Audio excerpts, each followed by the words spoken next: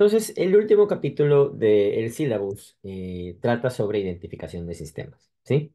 Ah, bienvenidos a la última clase de sistemas de control aplicados, última clase del semestre. Hoy estamos, ¿qué? 22 de agosto de 2024, última clase del semestre. Vamos a ver el último capítulo de el syllabus que tiene que ver con el tópico de identificación de sistemas, ¿ok?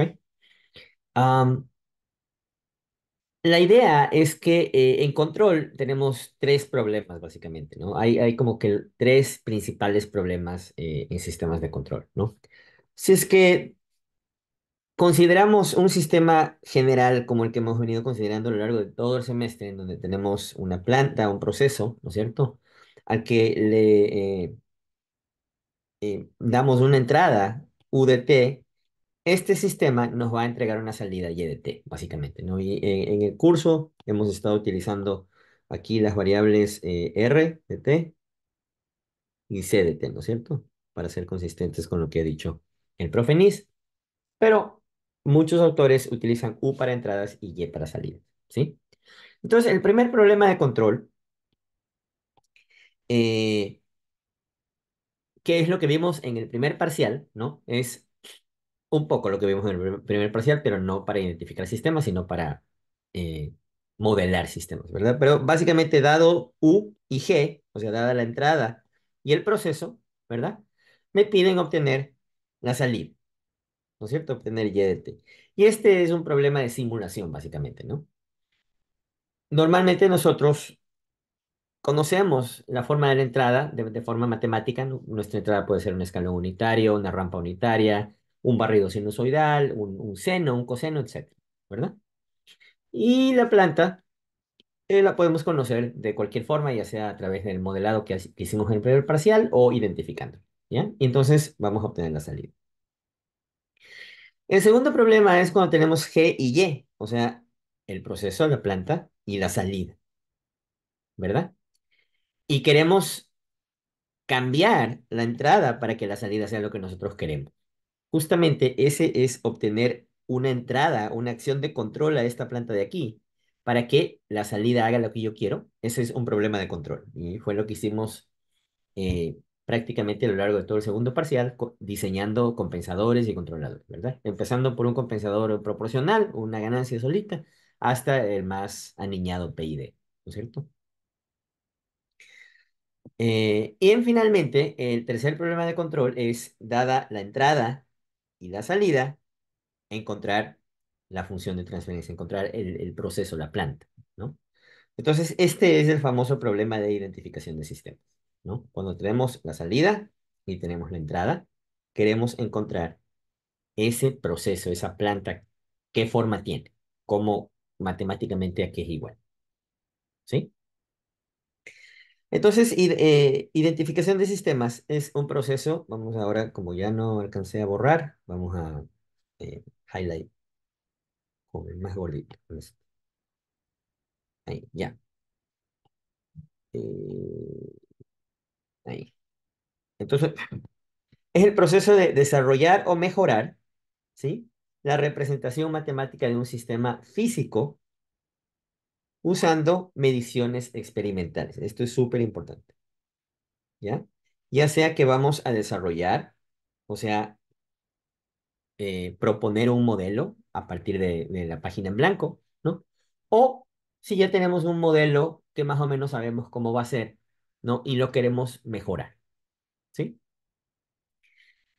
Pero este proceso lo vamos a hacer no matemáticamente, sino a partir de mediciones experimentales, ¿sí? Entonces tenemos un laboratorio, supongamos un péndulo, ¿verdad? Tenemos un péndulo, colocamos un sensor de aceleración o de posición ahí en la punta del péndulo, ¿verdad? Y medimos la respuesta de ese péndulo en el tiempo, ¿verdad? Y la entrada también la podemos tener si es que tenemos otro medidor de aceleración o de posición, qué sé yo, en la base del péndulo, ¿no? O eh, eh, este péndulo se encuentra montado en una base móvil o lo que sea. Nosotros podemos tener acceso a la medición tanto de la entrada como de la salida. ¿Ok? Entonces, Fantasma, pues, sí. Entonces, identificación de sistemas en ingeniería, básicamente se ocupa, bueno, es muy amplio, ¿verdad? Pero en ingeniería se ocupa de identificar ya sea parámetros modales, identificar parámetros modales, ¿sí? Identificar parámetros estructurales o identificar modelos de control, ¿no? Y en el caso de los parámetros modales, estamos hablando de vibraciones, que pueden ser tanto en sistemas mecánicos como en sistemas civiles, ¿no es cierto?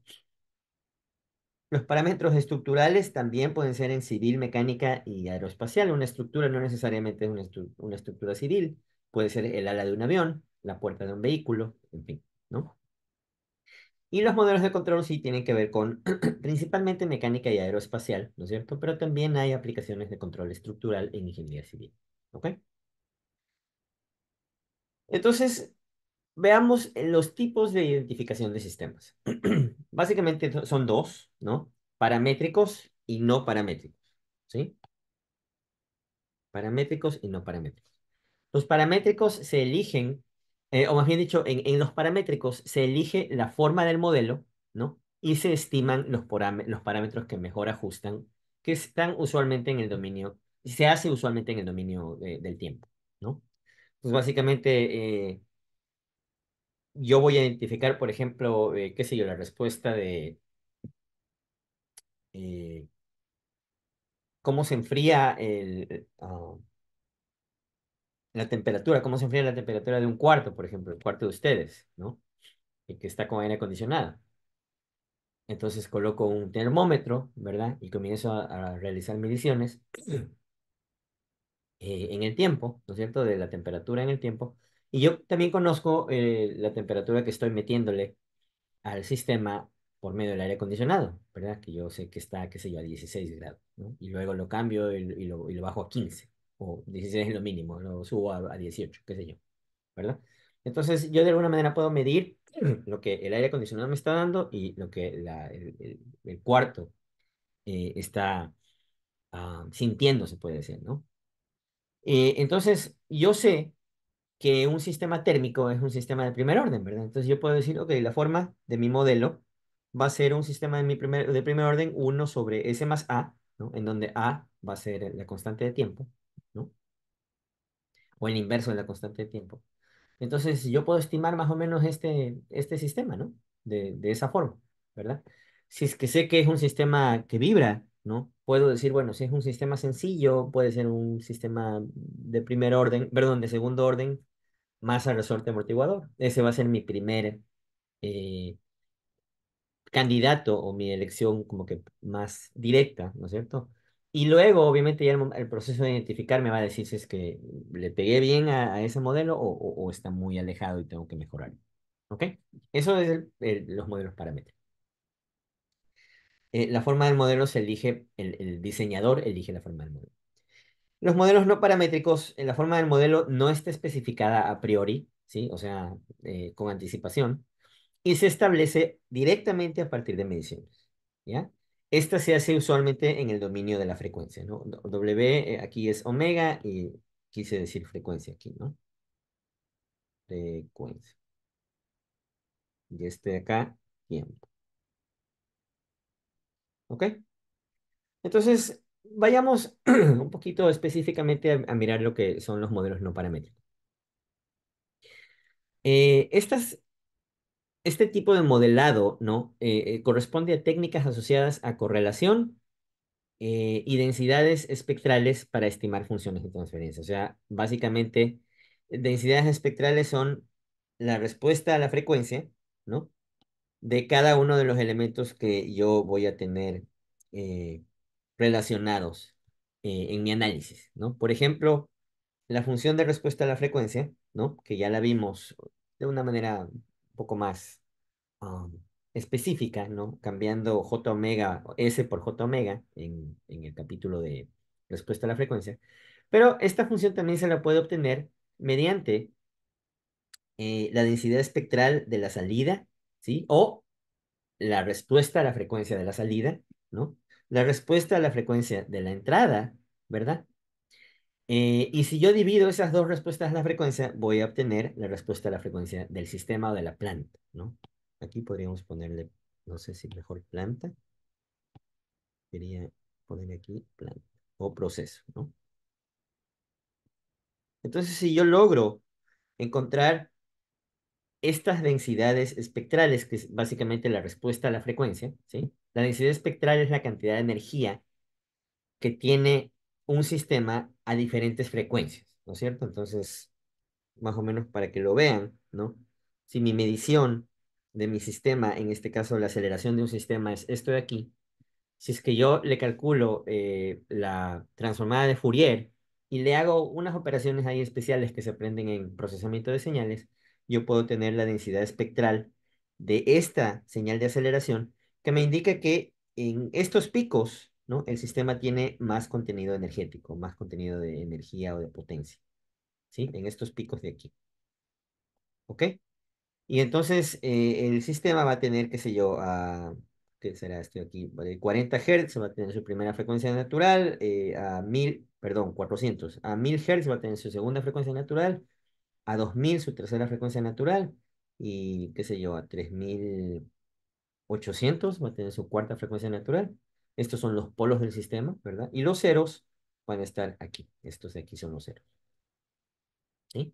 Entonces, a eso se refiere con densidad espectral. Es básicamente el contenido energético a lo largo de la frecuencia o a lo largo de un vector de frecuencias para cualquier sistema.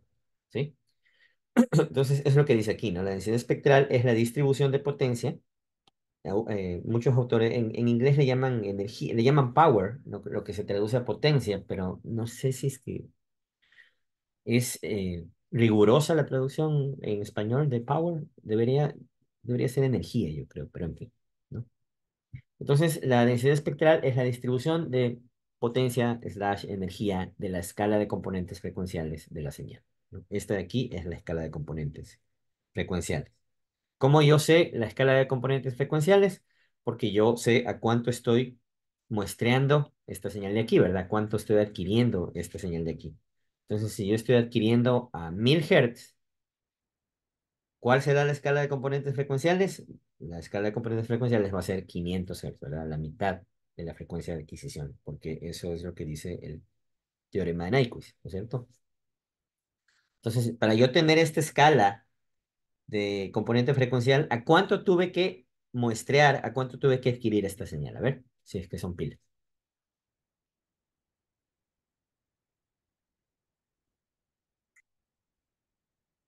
Para yo mirar hasta 4000 Hz una señal, ¿a cuánto tengo que haberla muestreado para poder mirar este pico de aquí? Tuve que haberla muestreado al doble de esto de aquí, ¿verdad? Al menos a 8000 Hz. Entonces, esta señal de aquí al menos fue adquirida o muestreada a 8000 Hz. O sea, 8000 puntos por segundo. ¿Sí?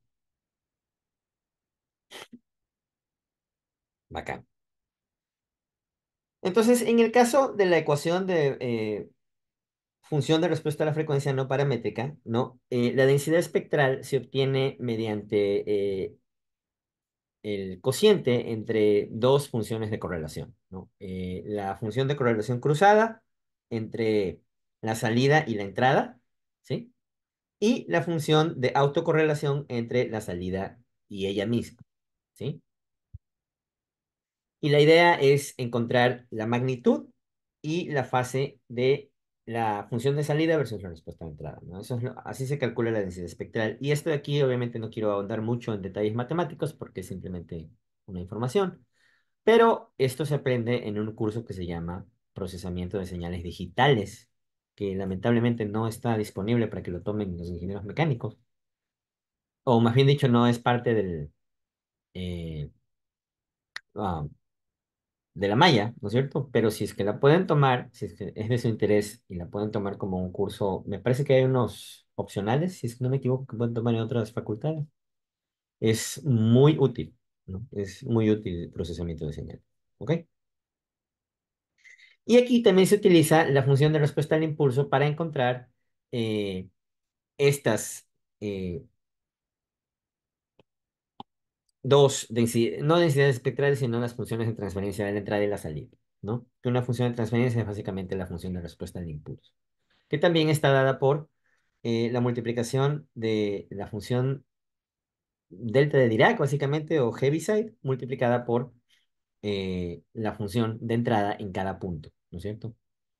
Entonces, la respuesta y de t y la entrada u de t están relacionadas mediante la función de respuesta al impulso. Esa es la relación que hay entre la una y la otra, ¿no? Vamos ahora con modelos paramétricos, ¿no? Los modelos paramétricos, que son los que más utilizamos en el laboratorio donde yo trabajo, ¿no? Se utilizan ambos, pero los paramétricos son como que los más intuitivos para calcular, ¿no? Y hay varios, ¿no es cierto? El más común que nosotros estamos ampliamente familiarizados es la función de transferencia, ¿no es cierto? La función de transferencia es un modelo paramétrico, ¿no? Dado por una función racional, ¿no verdad? ¿Qué significa racional? Una cociente, un cociente, ¿verdad? Una razón, ¿verdad? Entre un numerador y un denominador, ¿sí? Aquí lo que se hace es escoger la forma del modelo, es decir, escogemos n y m, o sea, el orden del numerador y el orden del denominador, ¿no? O lo que es lo mismo, acá abajo, cuántos polos y ceros quiero en mi función de transferencia, ¿ya? Y esto se lo define con base en la experiencia del diseñador, ¿no? Como ya les decía hace un rato, si es que yo sé que es un sistema térmico, lo primero que se me ocurre por mi experiencia es que va a ser un sistema de primer orden. Si es que hay cosas adicionales que pueden eh, modificar esa respuesta, bueno, le subo y le pongo un sistema de segundo orden, ¿ya? Porque al aumentar el orden, estoy aumentando el grado de complejidad del sistema, ¿ok? Entonces, básicamente, escoger n y m o cuántos polos y ceros y estimar los parámetros b, i y i. Por eso se llaman modelos paramétricos. Tengo que estimar este, todos los parámetros, ¿sí? Eh, También podemos tener entrada única, salida única, que es esto de aquí, single input, single output, en dominio T, y básicamente una ecuación diferencial, ¿no? Que ya lo hemos visto también. Y aquí obviamente tenemos que estimar los parámetros eh, que acompañan a cada derivada, ¿verdad? En tercer lugar, tenemos funciones de transferencia discretas, que también las vimos en nuestro capítulo 6, ¿no es cierto? Similar a la función de transferencia continua, en donde los parámetros de cada potencia o cada orden de z inversa, perdón, van a tener que ser estimados, ¿ok? Similarmente, el CISO en dominio Z, single input, single output, en este caso ya no son ecuaciones diferenciales, sino que son ecuaciones de diferencias. Y los parámetros que hay que estimar son, de nuevo, los que acompañan a cada entrada o salida, ¿no es cierto? Dependiendo de la ecuación. ¿Sí?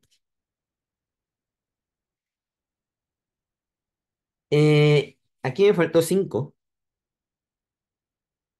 Espacio de estados. ¿Sí? Este es un método ampliamente utilizado en simulación de sistemas dinámicos eh, por su facilidad y por su versatilidad. ¿Sí? El sistema se describe mediante dos ecuaciones, ¿sí? Que son las que están aquí definidas. La derivada de x, ampliamente utilizado, y el sistema se describe mediante dos ecuaciones. ¿Sí? Eh, X punto o la derivada de X es igual a una matriz, y esto de aquí es vector, matriz, vector, ¿verdad? Entonces, el vector X o el vector derivada de X es igual a una matriz A por el vector X más la matriz B por el vector U, ¿sí? Y en esta primera ecuación es la ecuación de estados, ¿sí? Y esta segunda ecuación, que la voy a poner con otro color, la matriz Y es igual a, perdón, el vector Y es igual a la matriz C por el vector X más la matriz D por el vector U. ¿No? Este es vector. En la primera ecuación, que es la ecuación de estados, ¿sí? Vamos a tener estos cuatro elementos. La matriz A se llama matriz de estados, justamente. esta. La matriz B se llama matriz de entradas, esta, ¿sí? Y este de aquí se llama vector de estados y este de aquí, vector de entradas. ¿Ok? Entonces, los estados son eh, todas las cantidades o todas las variables que necesitamos para describir el sistema en todo momento. ¿Ya? Y ya vamos a hacer un ejemplo, que es el único que vamos a hacer como que así analítico, ¿sí? Vamos con la segunda ecuación. La segunda ecuación dice que el vector y es igual a cx más du. En este caso, C es la matriz de salidas, ¿sí? Y D es la matriz de rendimiento, que en inglés tiene un nombre raro, pero relaciona las entradas del sistema con los estados del sistema, ¿no? Estas son las entradas del sistema y estos son los estados del sistema, ¿ok? Entonces, el Y, en este caso, es el vector de salidas, que era el que me faltaba definir, ¿no? Entonces, en este modelo paramétrico, los parámetros estructurales van a ser las matrices A, B, C y D. Y esas matrices son las que nosotros vamos a tener que calcular y vamos a tener que programar. Una vez que tenemos ya calculado, programamos directamente. Me parece que algo de esto hice en el primer parcial, al menos de manera, lo mencioné brevemente, ¿no? Pero la idea es que si algo van a necesitar muchísimo, si es que siguen el camino de la investigación o el camino de los itinerarios de investigación y van a hacer simulación o modelado, es este método, ¿no? Entonces les recomiendo que lo aprendan, ya sea en esta clase con este ejemplo que voy a hacer, o si no, que lo miren en YouTube, porque es el método de simulación más utilizado en investigación científica, de ingeniería, obviamente, ¿no? Entonces hagamos el ejemplo, ¿no? Que no lo tengo borrado, entonces lo voy a hacer from scratch. Ejemplo. Vamos a convertir este sistema, más kx igual a f de t. El problema dice expresar en espacio de estados, ¿sí? O convertir este sistema a espacio de estados. De estados. También se llama, se abrevia SS por en el inglés state space, ¿no? ¿Ok? Entonces, la idea aquí es, primeramente, vamos a definir las variables de estado, ¿no? Entonces, solución uno, definir variables de estado. Definir variables de estado. En este caso, este problema va a tener dos variables de estado, una para la posición y una segunda para la velocidad, ¿sí? ¿Por qué no tiene otra para la aceleración? Porque una de las partes de la ecuación de espacio de estados tiene la derivada de una de las variables de estado, ¿verdad? Esta es la derivada de las variables de estado, ¿no? Entonces, si las variables de estado son posición y velocidad, al derivar esas dos voy a tener velocidad y aceleración, ¿verdad? Entonces, si tengo acá como variable de estado posición, velocidad y aceleración, al derivar eso de ahí acá voy a tener velocidad, aceleración y, ¿cómo se dice la derivada de la aceleración? ¿Jalón? ¿Se llama en español? En inglés es jerk. Entonces, no me sirve. No, tengo que tener solamente dos. Entonces, las variables de estado las voy a llamar como x1. Mi primera variable de estado va a ser x1 y eso va a ser igual a x, ¿sí? Eh, y por supuesto, si yo derivo de esa variable de estado, x1' o punto va a ser igual a x punto, ¿no es cierto? Bacán. Mi segunda variable de estado, x2, va a ser x punto, o sea, la velocidad. Y si yo derivo esa segunda variable de estado, esto me va a quedar x doble punto. Vacancísimo. Ya entonces tengo mi primera definición lista, definir variables de estado, ¿sí? En segundo lugar, reemplazar la ecuación diferencial con variables de estado y despejar la variable de mayor orden, ¿no? Copiar. Voy a ir haciendo paso a paso.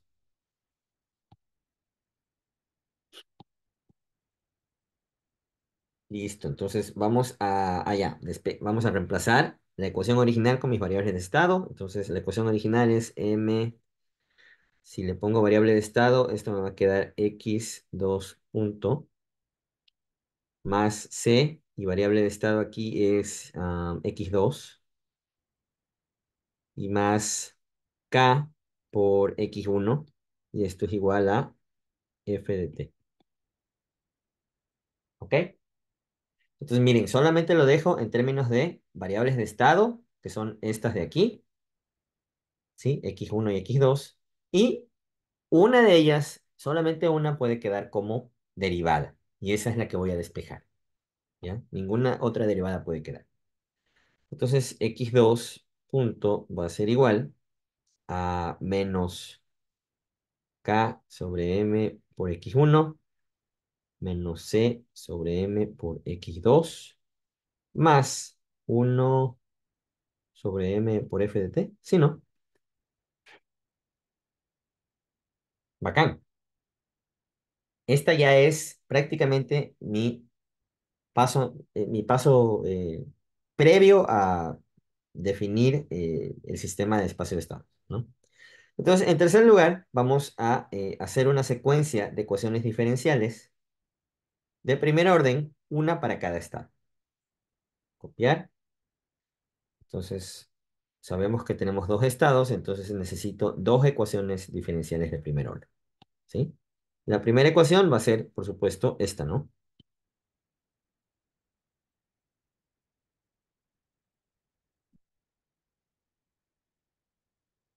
Esta de aquí, ¿sí? Entonces, x1 punto es igual a x2, ¿sí? O sea, la derivada de mi primer estado es igual a mi segundo estado, básicamente, ¿no? Entonces aquí si quieren pongámosle esto al mismo tiempo es igual a x2, ¿sí? Esa sería mi primera ecuación. Y la segunda, x2 punto, que va a ser igual a esto de aquí, ¿ok? Entonces menos k sobre m por x1 menos c sobre m por x2 más 1 sobre m por f de t. Entonces, esta va a ser mi ecuación uno y mi ecuación 2, ¿no? Aquí dice hacer una secuencia de ecuaciones diferenciales de primer orden. Aquí está una y dos. Una para cada estado. Aquí está la primera para el primer estado y la segunda para el segundo estado. ¿Sí? Bacán. El siguiente es armar el sistema matricial de estados, ¿no? Vamos a armar el sistema matricial de estados. Es decir, convertir esta secuencia de ecuaciones en básicamente una ecuación matricial. ¿Sí? La misma que definí al principio. Entonces recuerden que la forma es esta, ¿no? Esta de aquí que la voy a copiar para que no se olvide. Tengo que poner el sistema en esta forma, ¿ok? Entonces vamos a ponerlo por aquí chiquito. Ahí. ¿Ok? Entonces ya tengo, ¿no? La primera parte, x punto, ya son estas dos, ¿no es cierto? Que las voy a poner en forma de vector. Entonces, x1 punto, x2 punto, ¿sí? Entonces sería ya la parte izquierda de mi ecuación de espacio de estado, ¿sí? Y esto va a ser igual, es igual a la matriz A por X. X es el vector de estados, entonces a mí me gusta poner la matriz A vacía y aquí pongo el vector de estados que es X1 y X2, ¿sí? Y luego lleno la matriz. Entonces esto va a ser igual. Aquí tengo la primera ecuación, x1 punto es igual a x2, x1 punto es igual a x2, ¿sí? Y x2 punto es igual a K sobre M por X1 negativo, menos C sobre M por X2 y más 1 sobre M por F de T, ¿no? Pero X1 y X2 son estos dos, entonces tengo que poner esa multiplicación adecuadamente, entonces menos K sobre M por X1 menos C sobre M por X2 y acabé con la primera parte de la ecuación. Esto aquí está listo, ¿no? Esta es la matriz A, esta es la matriz, el vector X. Y me falta la matriz B y el vector U. Entonces, más la matriz B y el vector U que va a ser simplemente f de t. Solamente tengo una entrada a mi sistema, ¿no? Entonces, ¿qué tengo en la matriz B? Voy a tener para la primera ecuación, aquí no afecta el B para nada, entonces cero, ¿verdad? Y para la segunda ecuación, aquí sí afecta el B, o sea, perdón, el U va a ser f de t, ¿no? Entonces, uno sobre por ejemplo. Entonces, acabo de hacer la primera ecuación de espacio de estados, la ecuación de estado, ¿ya? Y luego, el siguiente paso es armar el sistema matricial de salidas, que se hace de manera similar, ¿no? 5, armar sistema matricial de salida. ¿Ok? Entonces, las salidas pueden ser lo que yo quiera, lo que yo quiera y pueda linealmente representar, ¿no? Normalmente para el sistema masa resorte amortiguador, para este sistema de aquí, lo que nosotros hacemos para la salida es posición, velocidad y aceleración, ¿no? Entonces yo defino mi vector de salidas como posición, velocidad y aceleración, x, x punto y x doble punto, que se relaciona con las variables de estado x1, x2 y x2 punto, ¿sí? Y esto va a ser igual a una matriz C que multiplica por el vector de estados, ¿sí? Entonces, x1, ¿a qué va a ser igual? Matriz multiplicado por el vector x1 va a ser igual a 1 y 0, ¿no es cierto? X2 va a ser igual a 0 y 1, ¿no es cierto? Porque x1 es igual a 1 por x1 más 0 por x2. Entonces esta primera línea ya sale. X2 es igual a 0 por x1 más 1 por x2. Esta línea ya sale, ¿verdad? Y finalmente, la aceleración, o sea, x2 punto, es la que yo tengo acá, que simplemente es la misma ecuación que tengo aquí, ¿no? Menos k sobre m por x1 menos c sobre m por x2. Y a esto le sumamos la matriz D por f de t, ¿no? En el caso de la primera ecuación no hay nada, no hay nada, y aquí voy a tener 1 sobre m. ¿Ok? Entonces, resulta que el sistema dinámico ha sido descrito en forma de un sistema matricial con matriz A, B, C y D, ¿sí? Y esto es justamente lo que yo programo, ¿no? Yo en MATLAB, yo puedo poner en Simulink estas cuatro matrices se programan en Simulink, se programan en MATLAB, pongamos, ¿no? Como parámetros del bloque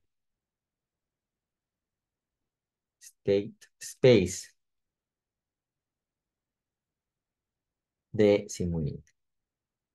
Entonces ustedes buscan un bloque que se llama state space en Simulink, lo ponen en el papel, ¿no? Le dan doble clic a ese bloque y se les va a abrir una ventana de parámetros. Y ahí les va a salir matriz A, matriz B, matriz C y matriz D. Y si ustedes meten esta matriz en donde dice matriz A, B, C y D, y le ponen una entrada, van a medir la salida de este mismo sistema. Igualita la salida de este sistema, como ya la programamos en varias otras formas, lo van a ver en espacio de estado. ¿Ok? Hay un comando interesante en MATLAB que se llama ss.tf.m que convierte función espacio de estados a función de transferencia. A función de transferencia. Y tf2ss.m convierte función de transferencia a espacio de estados. ¿Ok?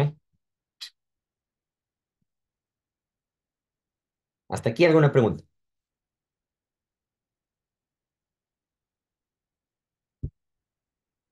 Nadie.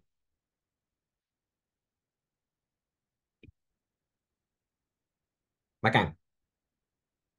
Sistemas no lineales son similares a los sistemas en forma, ¿no? Son similares a los sistemas lineales en el sentido de que tenemos una derivada, una ecuación diferencial que es igual a una función que puede ser una función de los estados, de las entradas y del tiempo, ¿verdad?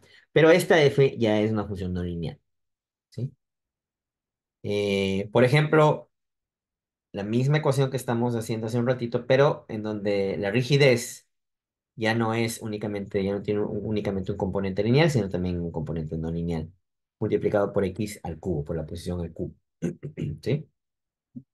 Entonces, estos sistemas son más difíciles de modelar porque no aplican ciertas propiedades de los sistemas LTI, como la superposición. ¿Sí? Y estos no se pueden modelar en espacio de estados, se pueden modelar en OD45, que yo les enseñé a modelar en el primer parcial, ¿no? Directamente colocan la ecuación en la función de la OD45 y eh, explícitamente la ponen. O sea, esto aquí va a ser, en MATLAB va a ser x doble punto igual a menos c sobre m por x punto menos k sobre m por kl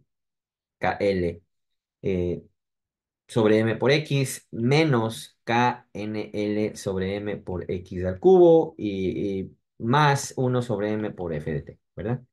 Así tal cual. No tiene el equivalente a función de transferencia o eh, espacio de estados porque es un sistema no lineal. ¿Ok?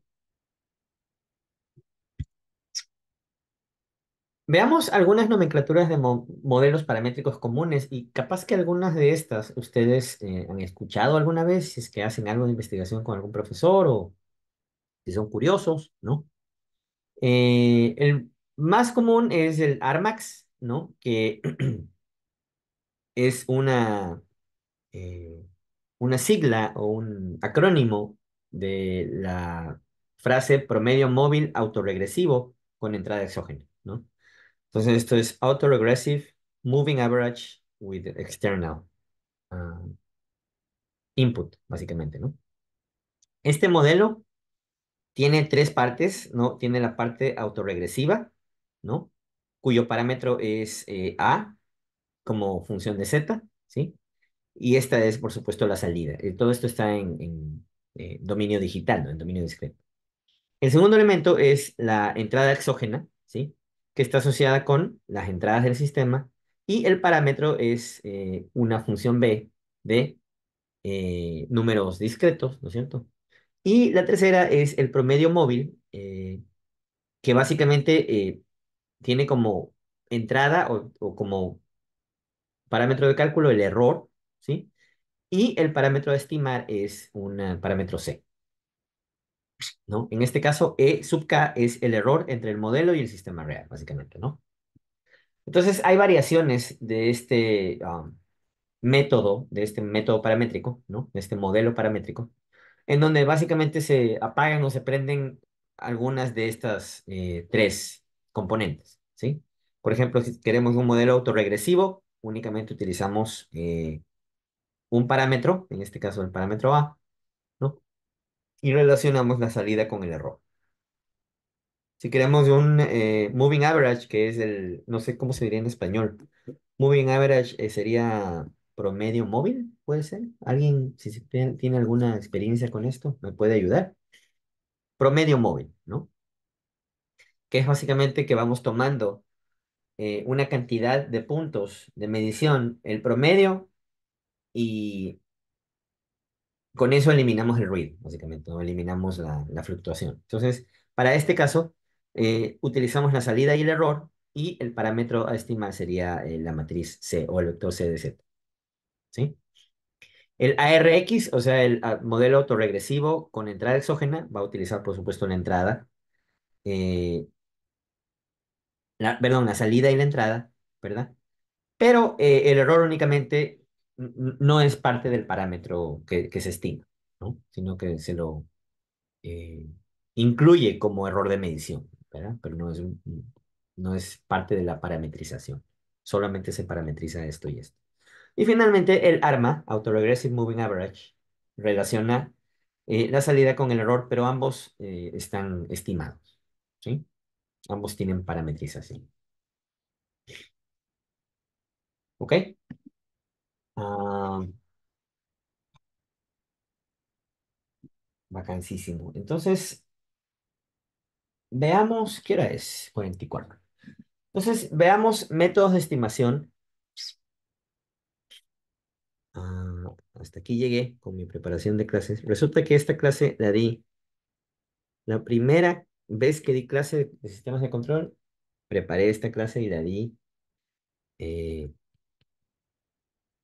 completa, ¿sí?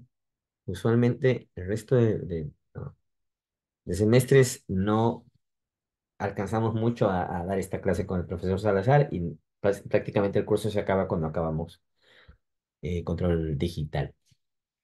Pero bueno, la historia es que tengo las diapositivas en PDF, pero no tengo las diapositivas en este formato de este programa o esta app para tener este cuaderno. Entonces tengo que volverlas a hacer porque no puedo importar las diapositivas, básicamente.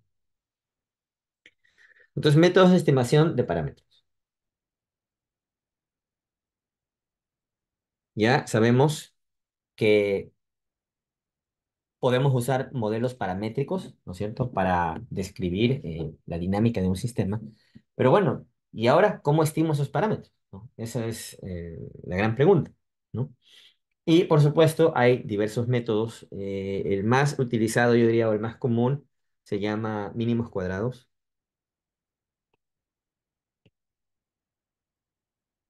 Mínimos cuadrados. Cuyo objetivo es determinar una línea recta. No necesariamente una línea recta, puede ser también una línea, dependiendo, ¿no?, de la función que quiera, una línea cuadrática o cúbica, qué sé yo. Determinar una línea recta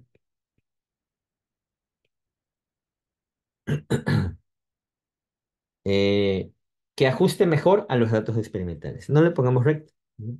Una línea que ajuste mejor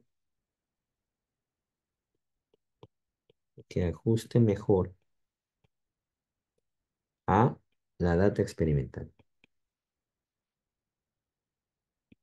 Experimental, ¿no? De manera que se minimice, ¿no? Se minimice la distancia entre todos los puntos y la línea que yo estoy estimando, ¿no? Entonces, por ejemplo, si yo tengo, aquí pongámosle U y aquí pongámosle Y, ¿sí? Entonces, supongamos que yo tengo unas mediciones que están algo así, ¿ya? Entonces, yo lo que quiero es ajustar una, en este caso, hagámosle que sea una curva recta, una línea recta, ¿sí? De manera que, ahí dijo, pongamos que la pongo, ¿no? De manera que esta distancia de aquí,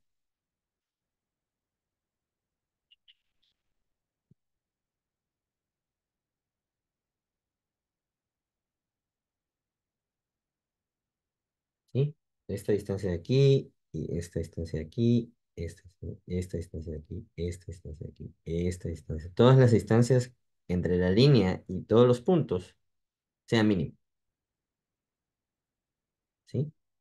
Pues esta va a ser el error, ¿sí? Esta distancia entre la curva y el punto, ¿no? Entonces yo lo que hago es ajusto, en este caso, una línea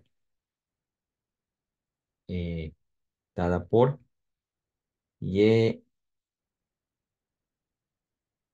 igual a b sub cero o beta sub cero más beta sub uno por u,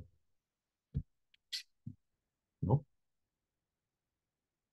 Y esta línea puede ser, por supuesto, y al orden que yo quiera, ¿verdad? Si yo quiero que sea una línea recta, y a la uno. Pero si quiero que sea una línea, que sea una cuadrática, y al cuadrado. Y así sucesivamente, ¿verdad? Y claro, va a haber, dependiendo de la complejidad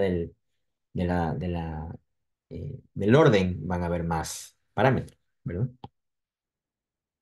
Entonces, aquí, básicamente, los mínimos cuadrados, ¿no? Los mínimos cuadrados.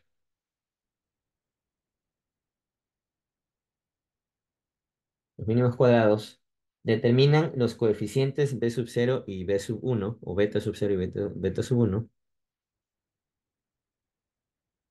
Determinan coeficientes beta sub cero y beta sub uno que mejor ajustan a la línea a los datos,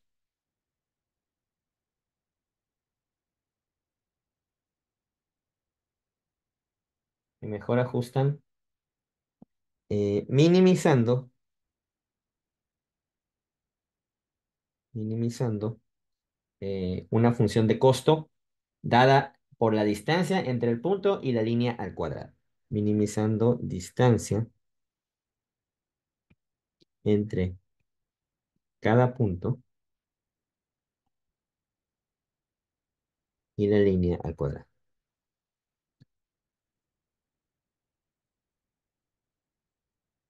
La distancia, ¿no? Por si acaso. La distancia al cuadrado debería ser, ¿no? La distancia al cuadrado. Al cuadrado. ¿Ok? Entonces, analíticamente, B es igual a la sumatoria desde I igual a uno hasta el número de puntos de EI al cuadrado, ¿sí? En donde EI es igual a YI menos YI medido, ¿sí? O lo que es lo mismo, YI menos beta sub cero menos, menos beta sub uno por UI, ¿sí? Entonces, lo que estamos haciendo en realidad con el método de mínimos cuadrados es una sumatoria, desde igual a uno hasta n, de la función de costo, que es YI menos beta sub cero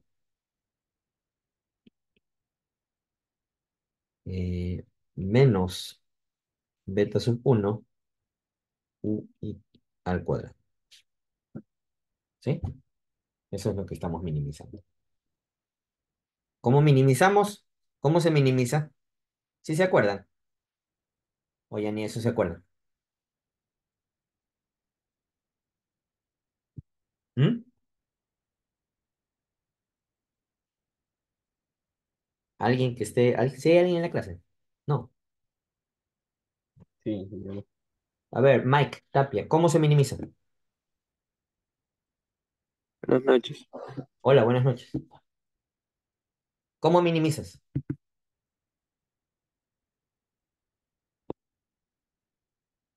Mike Tapia, te estoy hablando. ¿Cómo minimizas?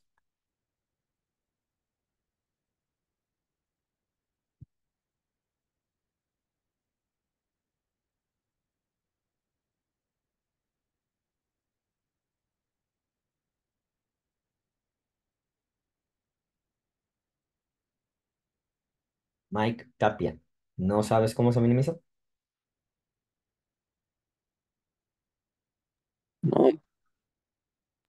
No es por método de mínimos cuadrados.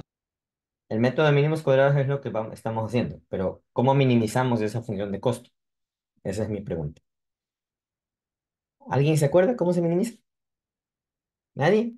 Eh, no era derivadas parciales, De luego igualar a derivadas, ¿no es cero. cierto? Sí, con derivadas Ajá, parciales, gracias, ¿no? Simplemente sacamos las derivadas parciales y las igualamos a cero. ¿Por qué igualamos a cero la derivada? Porque la derivada igualada contra a cero, mínimos. estamos buscando la derivada, o sea, la tangente horizontal, ¿no es cierto? Que es justamente en donde hay un pico o un valle, ¿verdad? Eso es todo. Entonces, hacemos derivada de b parcial con respecto a beta sub cero y derivada parcial de b con respecto a beta sub uno igual a cero y listo, ¿no? Esa es la idea de mínimos cuadrados, ¿no? El método de los mínimos cuadrados, súper útil. No necesitan hacer la matemática, necesitan saberlo programar en MATLAB y con eso ya está, ¿verdad? O en Python, en el lenguaje de programación científica que ustedes prefieran, ¿no? Ese sería para el caso de una entrada y una salida, ¿no? También hay para varias entradas, ¿no? Creo que no lo voy a cubrir porque no es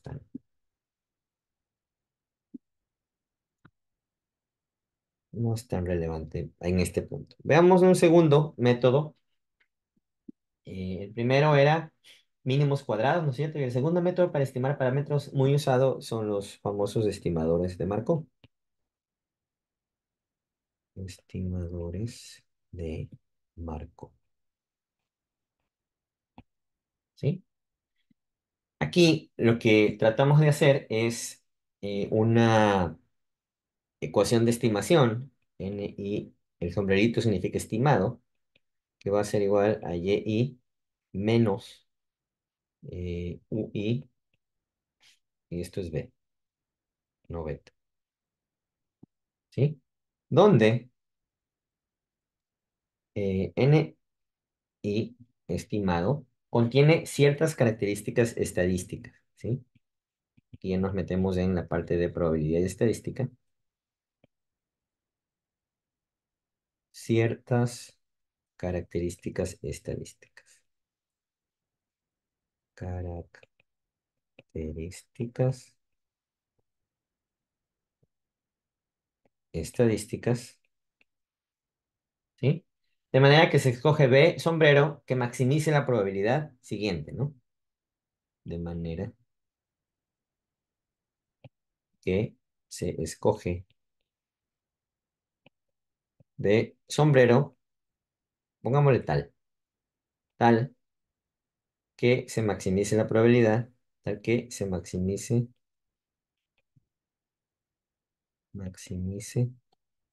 la probabilidad,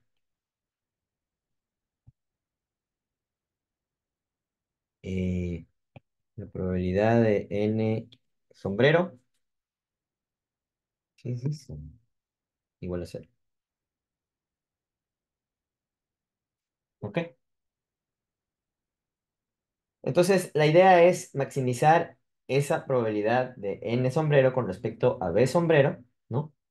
Y para eso necesitamos una distribución de probabilidad. Lo que hacemos básicamente es, si tenemos, digamos que tres líneas ajustadas, ¿no? Y tenemos U, esto es Y, ¿no? Supongamos que tenemos tres líneas ajustadas. Voy a tener por aquí una B,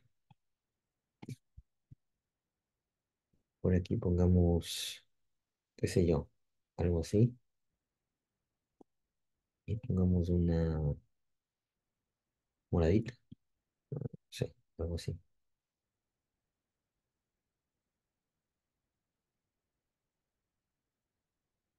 Digamos que esas tres, ¿ya? Y igual seguimos teniendo nuestras mediciones, ¿no?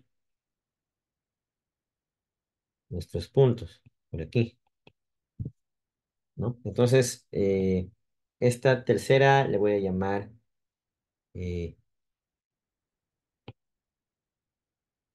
B3, en la segunda A esta segunda le voy a llamar B2 y a la primera le voy a llamar B1. ¿Sí? Entonces lo que yo quiero hacer en realidad con los estimadores de Markov es encontrar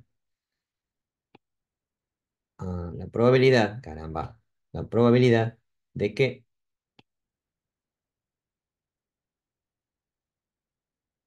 la media sea máxima, ¿no?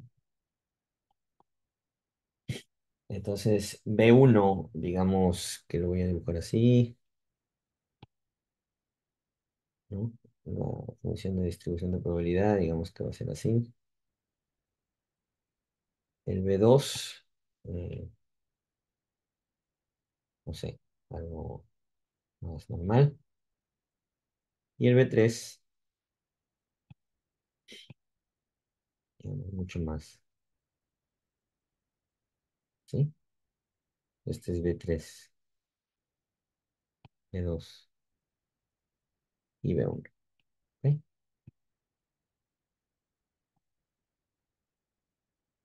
Entonces lo que quiero es maximizar esto de aquí,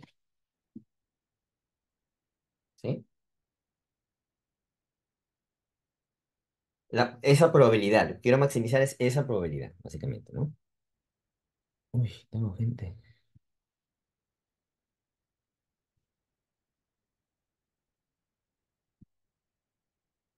Entonces, para maximizar PDN con respecto a B, se requiere una expresión de distribución de probabilidad, básicamente, ¿no? Eh, entonces, para esto, para maximizar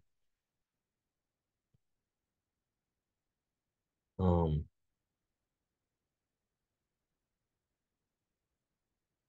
la probabilidad de N estimado con respecto a beta estimado, o a B estimado,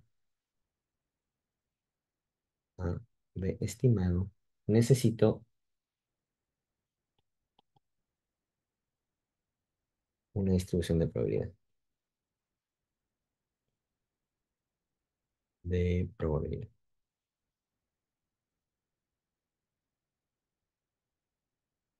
¿Ok?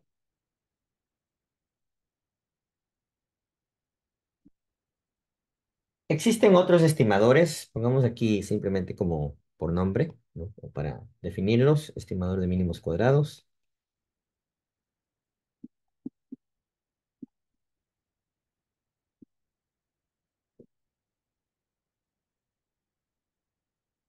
ponderados,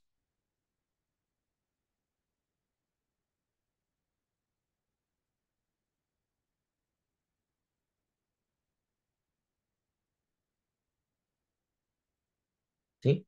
En donde agregamos una ponderación a la definición de mínimos cuadrados.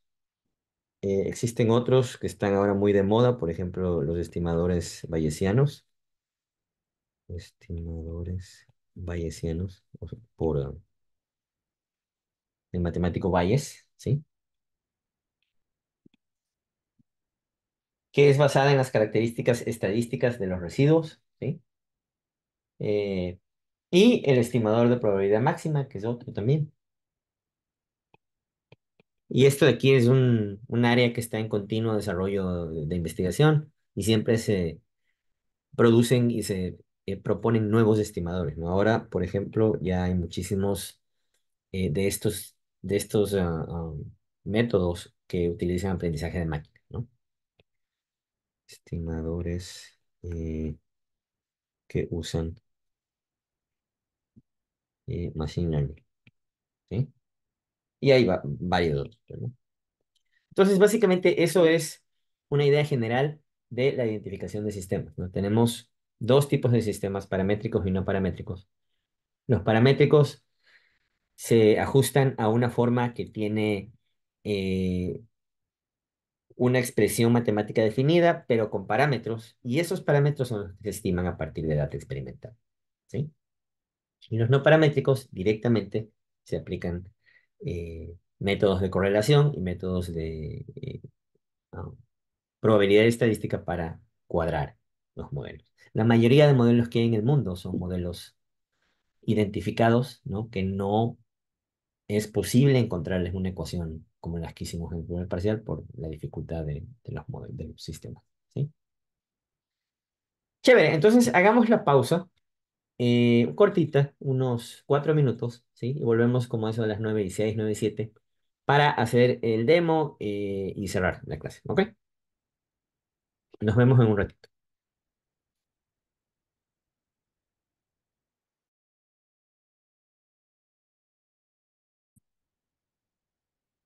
Bienvenidos de vuelta. Entonces, vamos a hacer un pequeño demo de un ejercicio de identificación de sistemas. No sé qué carajo le está pasando a mi teléfono, que no funciona la cámara y está esta cámara que está con baja resolución, pero bueno, no importa. Eh, Vamos a compartir y les voy explicando rapidito. Creo que tengo que compartir todo el desktop. Déjenme ver que no haya nada comprometedor.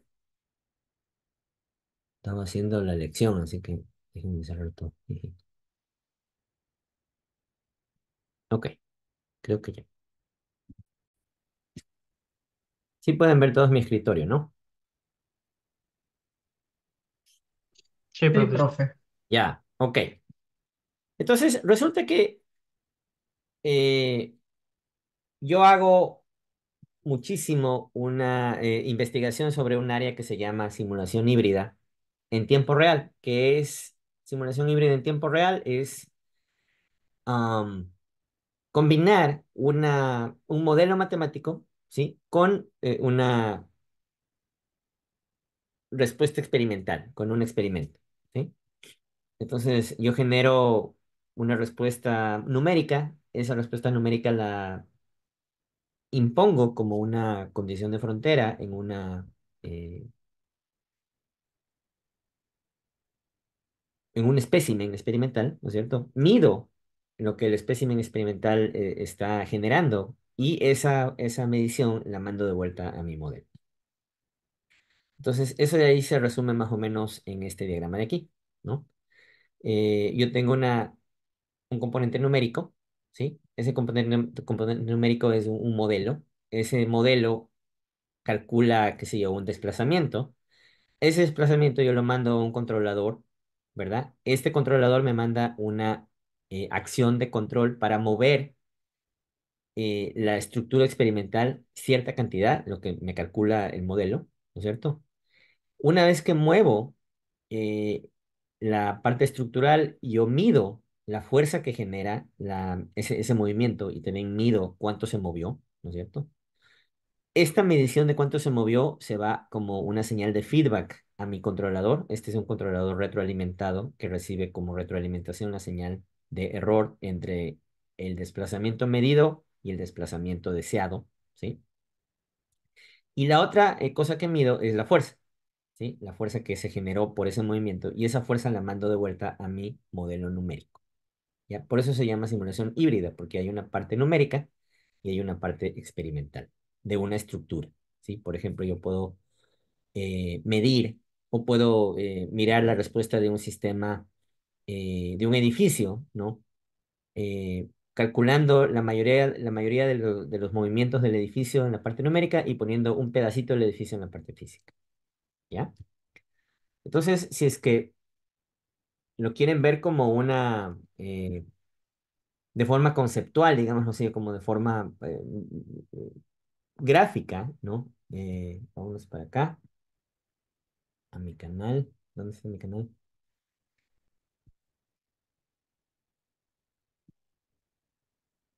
Ah, pongámosle aquí mejor.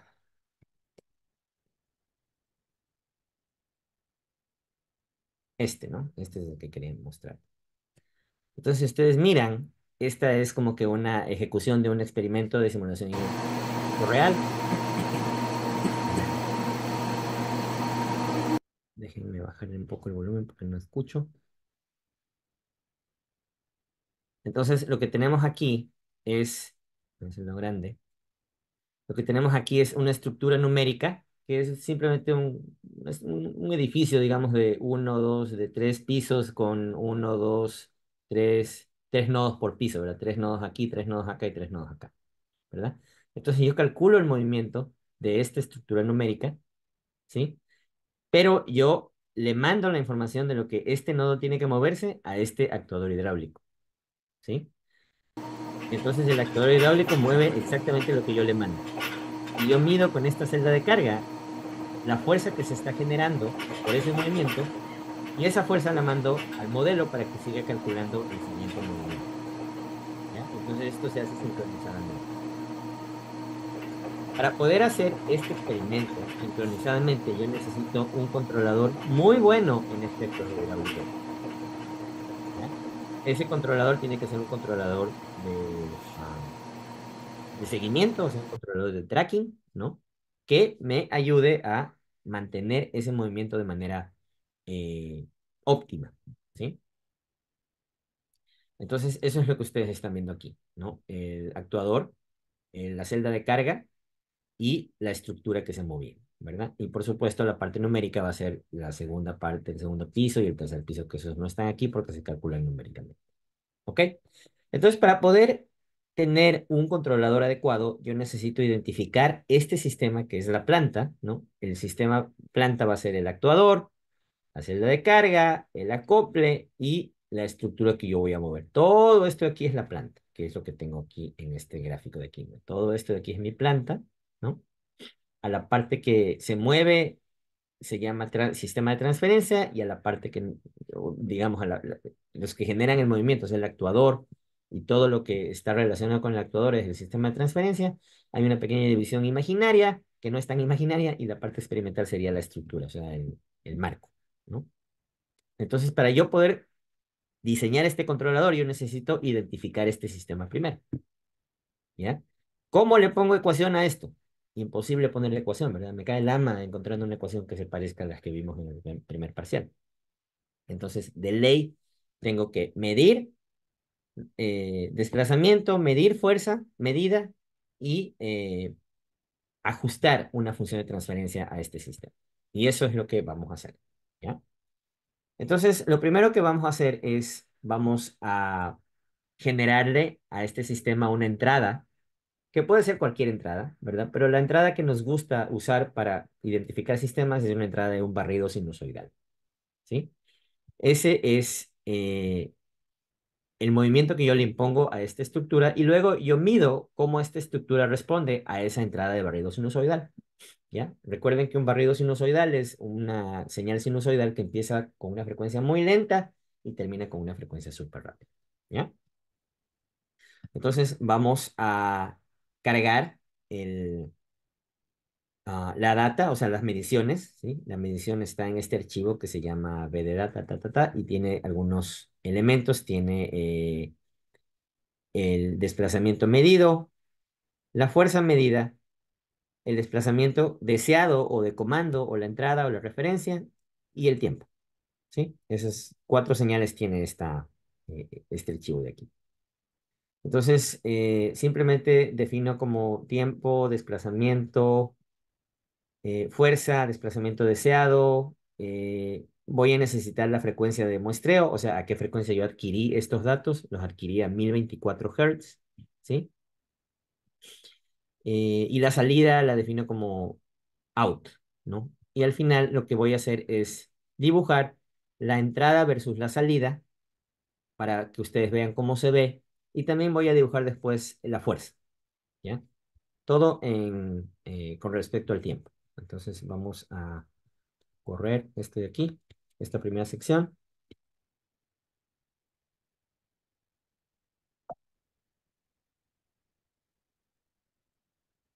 Ujú. Ah,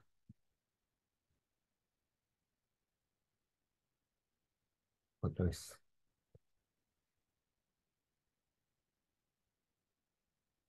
Ok, entonces si ustedes se fijan, ya lo voy a hacer más grandecito.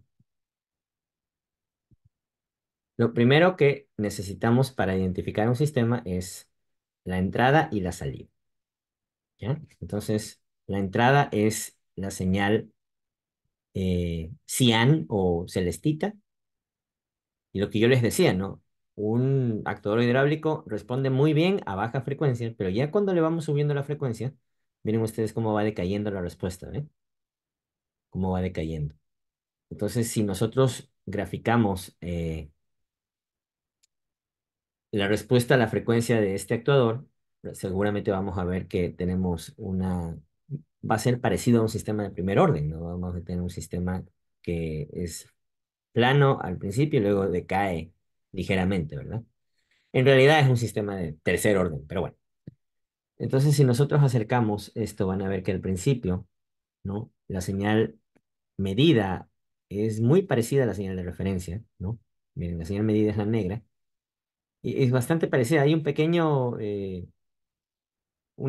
desfase, ¿no es cierto? Un pequeño atraso de fase, pero en general la sigue bastante bien. Pero claro, ya después cuando seguimos subiendo la frecuencia, ¿no? Ya la señal se va desmejorando, ¿no es cierto? El seguimiento se va desmejorando. Miren que aquí hay una diferencia en amplitud y en fase también importantes, ¿no? Y al final, por supuesto, vamos a tener una diferencia ya bastante significativa, ¿no? Por acá, miren ustedes la diferencia, ¿no? Bastante diferencia en fase y en amplitud, ¿sí? Entonces, esta es la medición de desplazamiento y está en voltios porque no le convertía a metros, ¿no? Pero si es que conozco la ganancia que tiene mi actuador perdón, mi sensor, yo podría esto simplemente con una ganancia convertirlo a metros, ¿no? Resulta que este punto máximo es 7 milímetros y este punto mínimo es menos 7 milímetros, ¿no? Lo mismo aquí, este es la fuerza, ¿no es cierto? La fuerza no está comparada con ninguna señal de referencia porque la referencia es en desplazamiento, no en fuerza, entonces la fuerza simplemente es una cantidad medida y esta sí está escalada adecuadamente, ¿no? Esta fuerza llega más o menos entre más o menos 5 newtons, ¿sí? Entonces, la primera parte está lista. Tenemos nuestra referencia, nuestra salida y, bueno, la otra salida, las salidas que queramos, ¿verdad? Bacán. Entonces, una vez que tenemos esa entrada y esa salida, vamos a irnos a obtener la función de transferencia experimental, ¿sí? Para obtener la función de transferencia experimental, vamos a utilizar una función de MATLAB que se llama TF-Estimate, que lo que hace es relacionar la entrada con la salida y me da una función de transferencia en forma de vector. O sea, me dice, ¿cuál es su entrada? Este. ¿Cuál es su salida? Este. Ok. Entonces yo hago unas operaciones internas que tienen que ver con la transformada de Fourier y algunas otras cosas más. Y yo le entrego como respuesta este vector que va a ser su función de transferencia experimental. ¿Ya? Algunos parámetros aquí son la frecuencia de muestreo. Esto está mal aquí. La frecuencia de muestreo. Un parámetro que se llama ventana, que básicamente lo que estamos haciendo es dividiendo nuestra señal en diferentes ventanas, ¿sí? Cada ventana la traslapamos entre una y otra y hacemos un promedio de ese proceso, ¿no? Al final, lo que estamos haciendo es eh, promediando la respuesta a la frecuencia de cada ventana, ¿no es cierto? Para encontrar esa respuesta a la frecuencia de todo el sistema, básicamente, ¿no? Entonces, al final, lo que hago es, la salida de esta función es la respuesta a la función de transferencia, básicamente, y un vector de frecuencias, ¿sí? Lo que yo hago es a esa respuesta a la frecuencia le saco la magnitud y le saco el ángulo, ¿no? Y lo que me va a dar este sistema o esta operación es el diagrama de Bode, básicamente, ¿no? Entonces vamos a correr esto. Ojalá que me corra porque le hice algunos cambios. Ahí fue, ¿no? Entonces,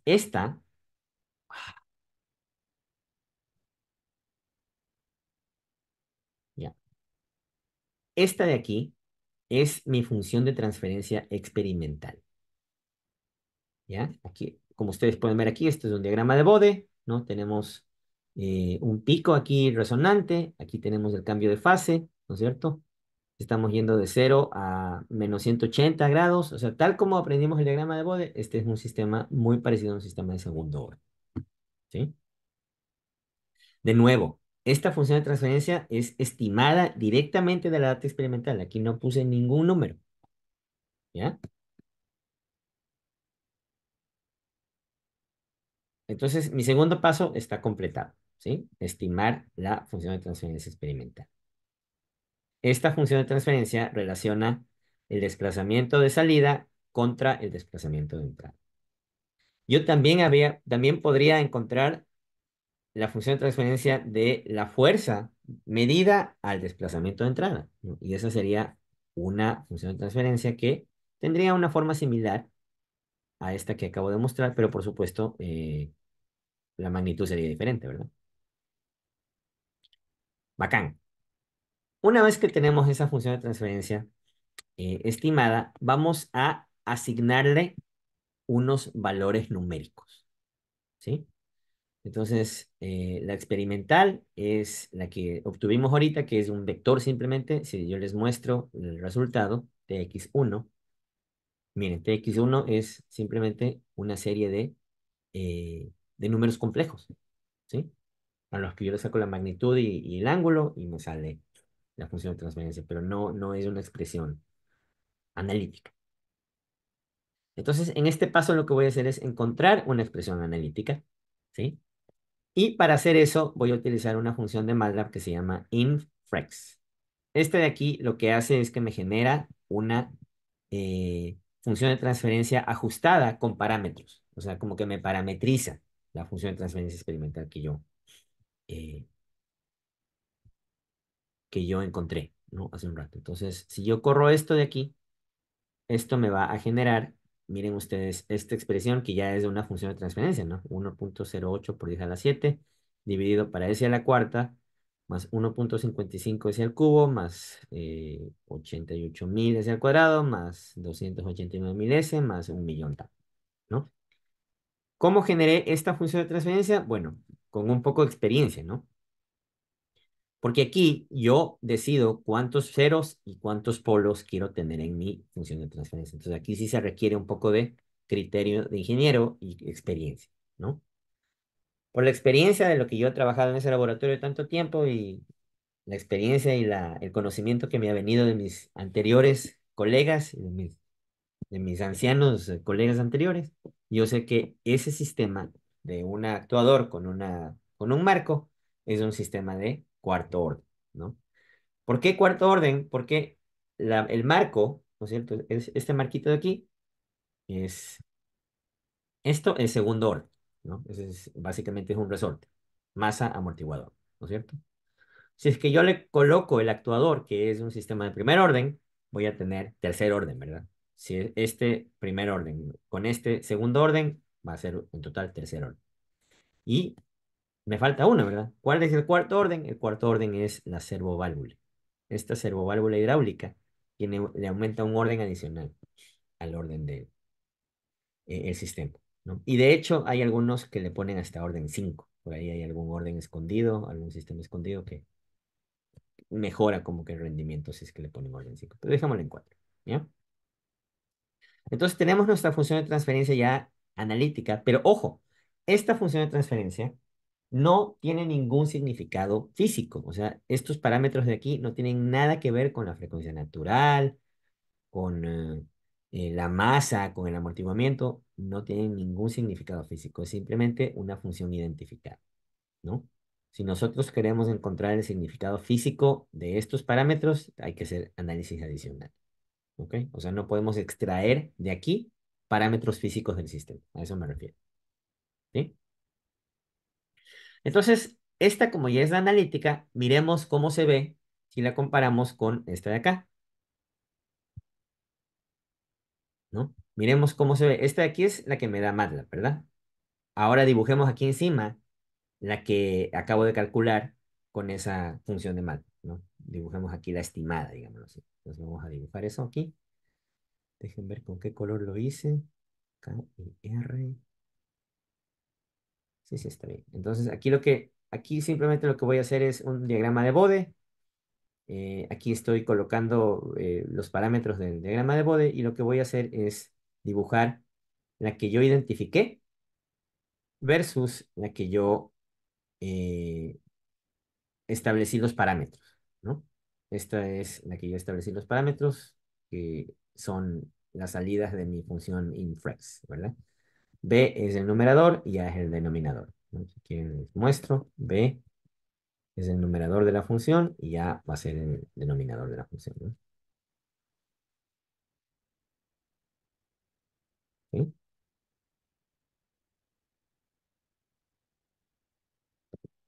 Ok, entonces hagamos eso, ¿no? Vamos a correr. Ah, y el otro que voy a dibujar, y luego le voy a superponer uno con el otro, ¿no?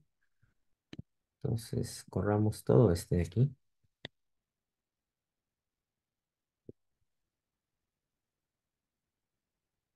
Ahí tenemos ya superpuesto. De hecho, no me gustan mucho estos colores. Vamos a ponerle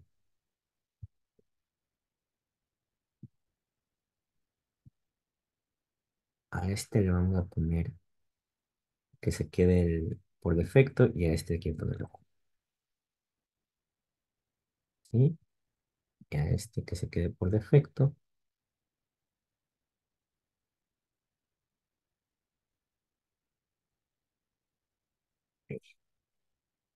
Vamos a ver.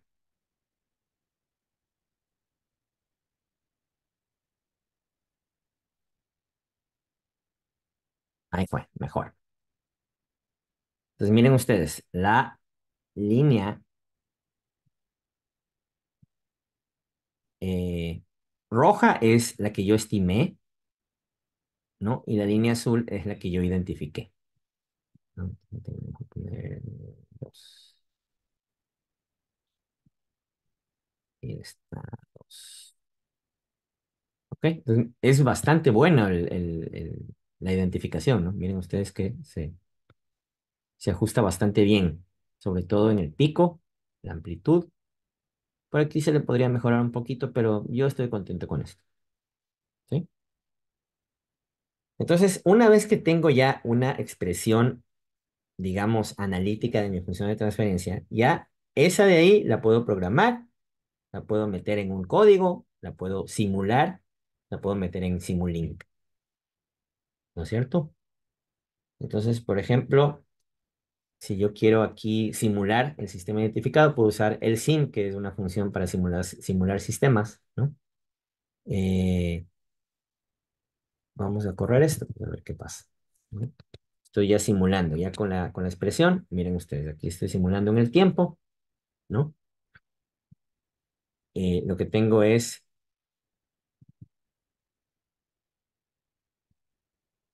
mi sistema, el sistema que yo acabo de generar la función de transferencia que sale ahí.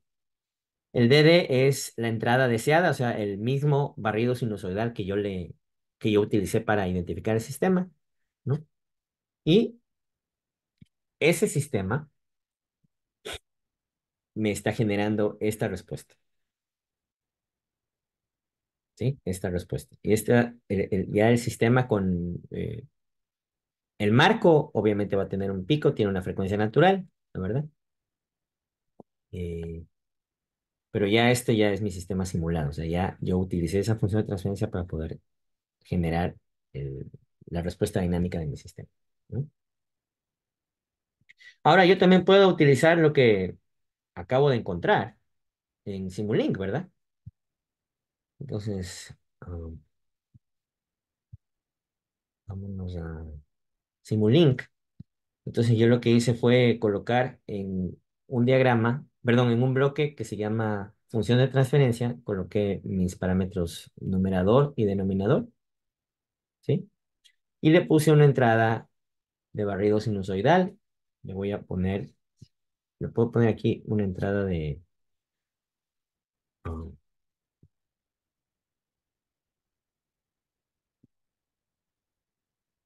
una entrada de escalón unitario, ¿no? Que esa es la que quería poner. ¿Dónde está el comentario?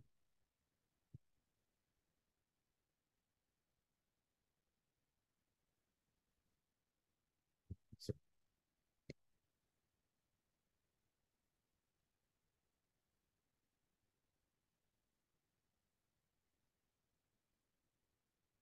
aquí está.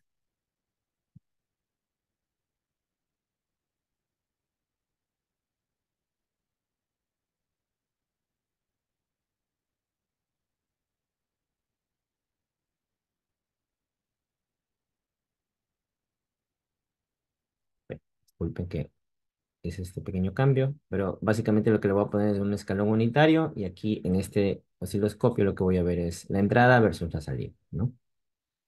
Entonces abrimos esto y lo vamos a correr. Y por supuesto no corrió porque me falta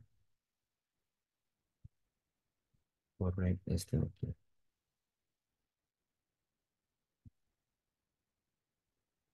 Así.